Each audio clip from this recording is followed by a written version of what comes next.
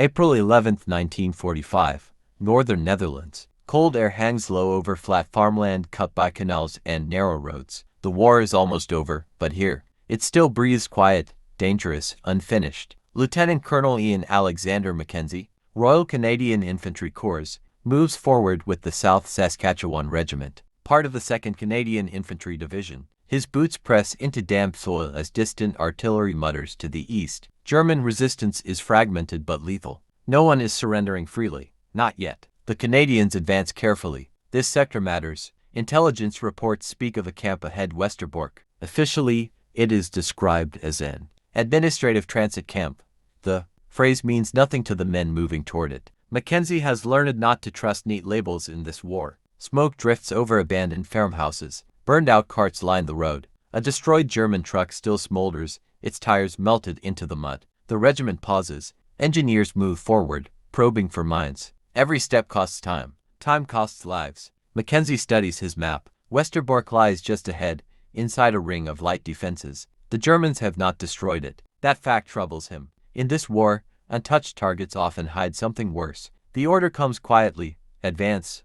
No barrage. No warning. Surprise is the only mercy left. Machine gun fire crackles from a tree line. Canadian Bren gunners drop to the ground, returning fire in short, controlled bursts. Mortar rounds fall unevenly, sending dirt and shrapnel into the fog. Mackenzie stays low, moving along the ditch line, shouting corrections, not encouragement. There is no need for speeches now. As the firefight breaks, white cloth flutters from a distant guard tower. Then another. German soldiers step out cautiously, hands raised, eyes hollow. The camp has not been evacuated. It has been waiting. The gates of Westerbork come into view, wooden, scarred, still standing. Silence follows the last shot. An unnatural silence. Mackenzie rises slowly. He smells sickness before he sees anything. It seeps into the air and washed bodies. Fear, long confinement. Behind the wire, figures appear.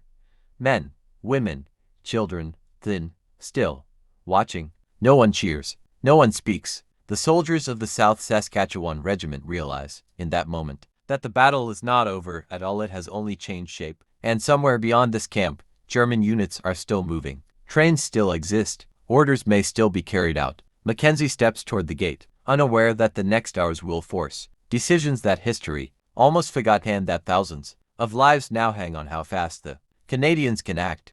The gate opens inward with a dry, wooden groan. No applause follows. No rush of bodies. Inside Westerbork, people do not move at all. They stare. Many have learned that sudden movement brings punishment. Lieutenant Colonel Ian A. Mackenzie steps through first, rifle down, helmet on. He keeps his voice low, controlled. Canadian soldiers fan out along the perimeter, clearing guard posts, counting weapons, checking for explosives. The Germans who surrendered are disarmed and pushed aside under watch. There is no celebration here, only procedure. Rows of barracks stretch across the sandy ground. The air is heavy with the smell of illness and confinement. Mackenzie sees lists nailed to a post near the administration building, type names, transport numbers, destination stamped weeks ago. The paper flutters in the breeze, still official, still dangerous. A camp official approaches. He speaks quickly, nervously. Trains have been leaving from here for years, he says. Not extermination here, transport. East.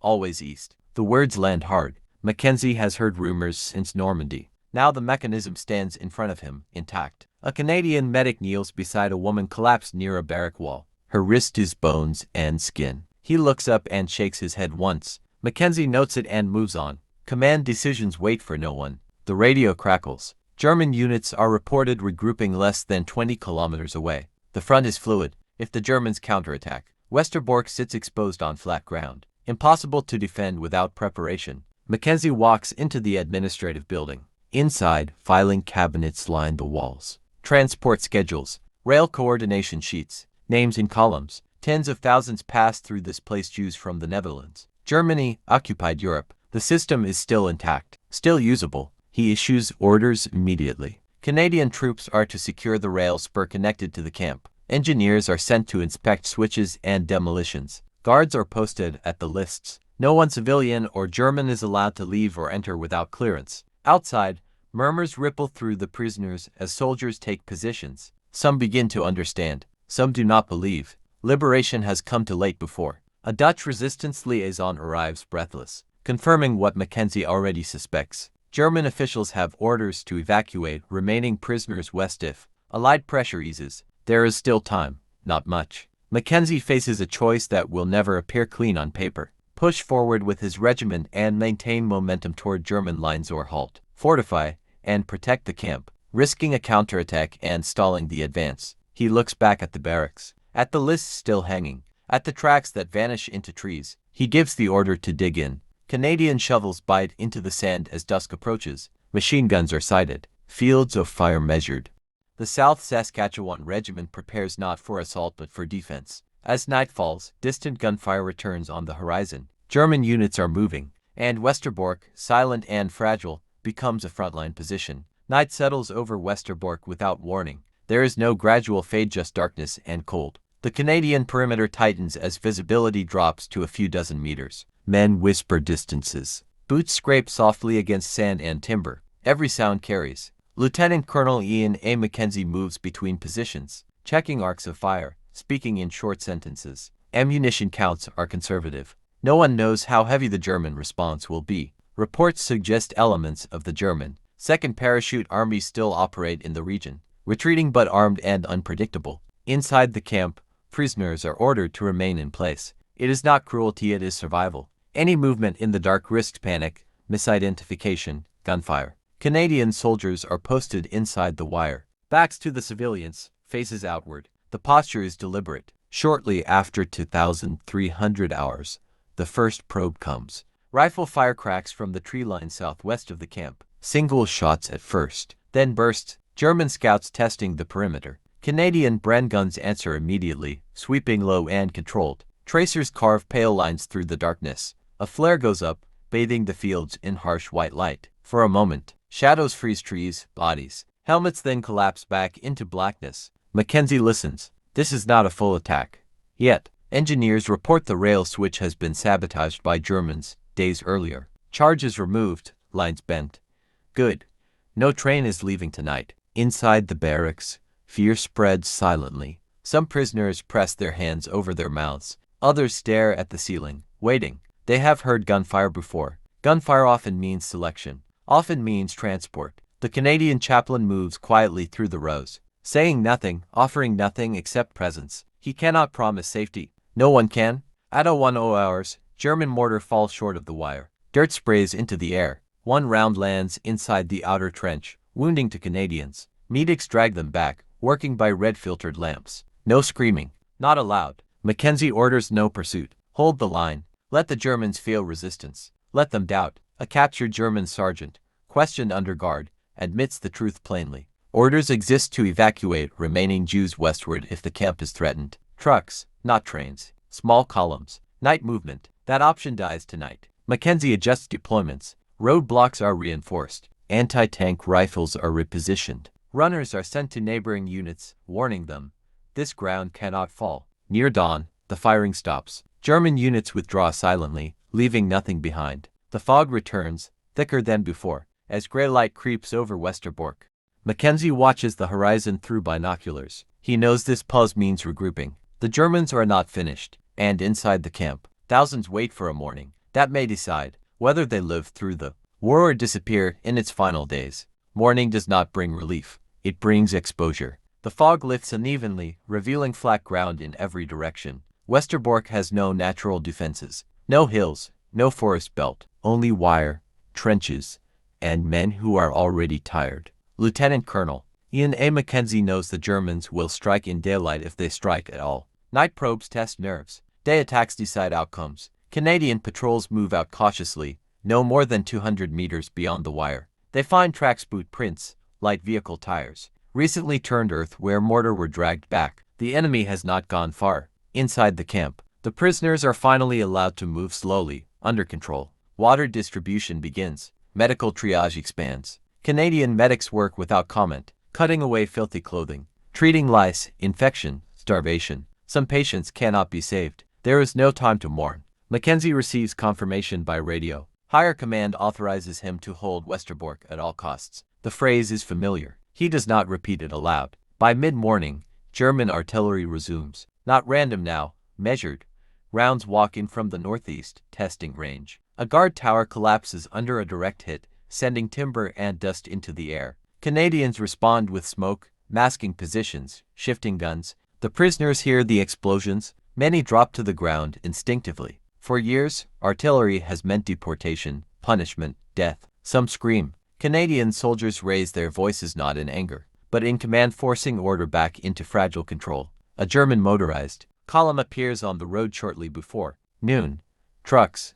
Infantry. No markings visible at this distance. Mackenzie watches through binoculars as they halt just beyond small arms range. This is pressure, a demonstration. The German commander sends a runner under a white flag. The message is simple: withdraw Canadian forces. Hand the camp over for evacuation. Resistance. The message implies will lead to bombardment. Mackenzie reads it once, then he folds the paper and hands it back. The reply is equally simple: no withdrawal, no evacuation. Advance will be met with fire. The German runner hesitates, then leaves. Minutes stretch. The motor column starts again, spreading slightly textbook assault spacing. Canadian machine guns track them carefully, muzzles steady. Mackenzie gives no immediate order. He waits until the Germans cross the designated line. When they do, the camp erupts. Brand guns open first, sweeping the road. Mortar follow, air bursts tearing into the column. Trucks veer, collide, burn. German infantry dives for cover that does not exist. The firefight rolls closer to the wire. Smoke blinds everything.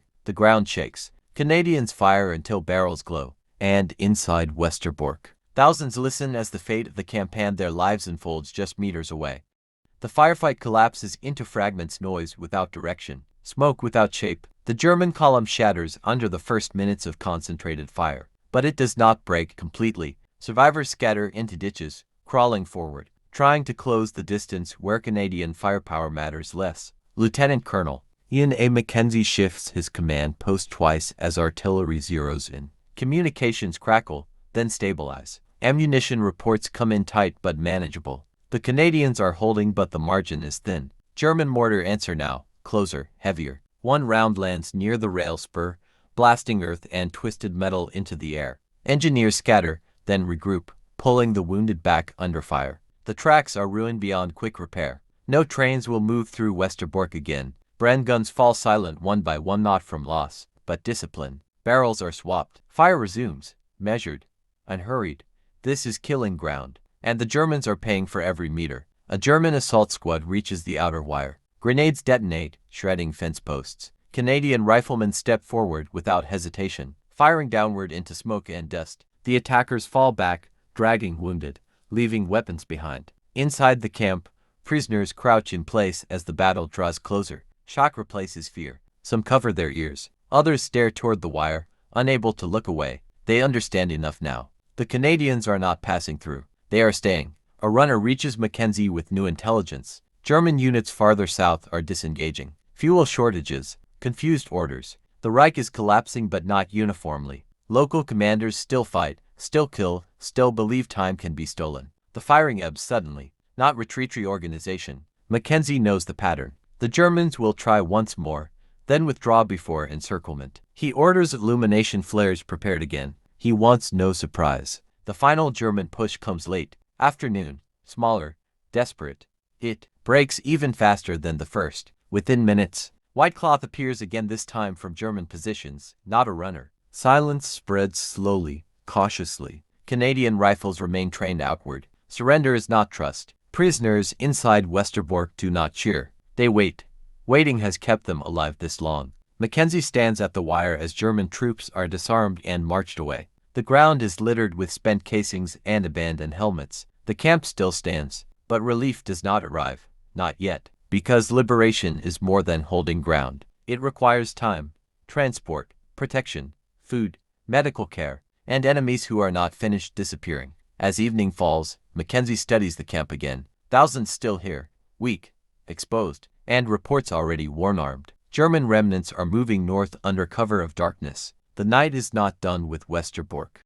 Night returns to Westerbork one last time, but it arrives differently now. Not with probing rifle fire or blind mortar rounds, but with distance. Sound fades outward. The battlefield exhales. Lieutenant Colonel Ian A. Mackenzie does not stand down his perimeter. German forces may be withdrawing, but armed remnants still move through the countryside. So the Canadians hold their trenches through the night. Weapons ready, flares prepared. No one sleeping deeply. Inside the camp, something unfamiliar happens. People begin to speak above a whisper. Canadian medical teams work without pause. Food is distributed, carefully measured portions to bodies that have forgotten how to eat. Dutch civilian relief workers arrive at first light, escorted through the wire. For the first time in years, the camp is not operating for transport but for survival. The numbers become clear by morning. More than 10,000 Jewish prisoners remain at Westerbork. Had the Germans succeeded even, once had evacuation begun, most would not have lived to see the war's end. Rail lines led east. Trucks led into forests. The machinery was still intact when the Canadians arrived. Mackenzie sends his final situation report. The camp is secured.